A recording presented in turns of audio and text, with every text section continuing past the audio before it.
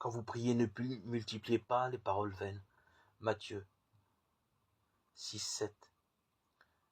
Certaines phrases nous paraissent tellement chargées de piété que nous ne pouvons nous empêcher de les aligner les unes après les autres et d'appeler cet amalgame une prière. La plupart du temps, nous ne réfléchissons même pas vraiment à ce que nous disons.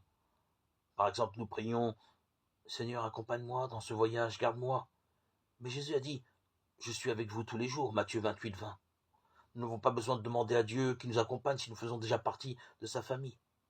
Nous devons par contre devenir plus réceptifs à sa présence, à nos côtés. Demander à Dieu de rester près de nous alors qu'il est déjà là constitue une parole vaine. Un autre exemple de parole vaine peut être entendu à l'heure des repas. Nous attablons devant un repas idéal pour faire monter notre taux de cholestérol à des hauteurs vertigineuses si le repas est pantagruélique.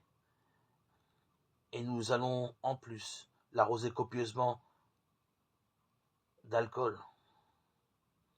Et puis nous prions, merci Seigneur pour cette nourriture que tu nous accordes pour le soutien de nos corps.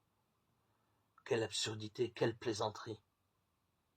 Il nous est demandé d'honorer Dieu dans notre corps, 1 Corinthiens 6, 20. Demander à Dieu de bénir ce genre de nourriture équivaut à lui demander de faire de Paris la capitale de l'Espagne. Dieu n'est pas intéressé par une litanie de phrases religieuses qui ne veulent rien dire du tout. Il veut entendre notre cœur s'adresser à lui, comme si nous nous adressions à un père ou une mère qui nous aime et en qui nous avons entière confiance. Écoutez, vous me chercherez et vous me trouverez, si vous me cherchez de tout votre cœur. Jérémie 29, 13.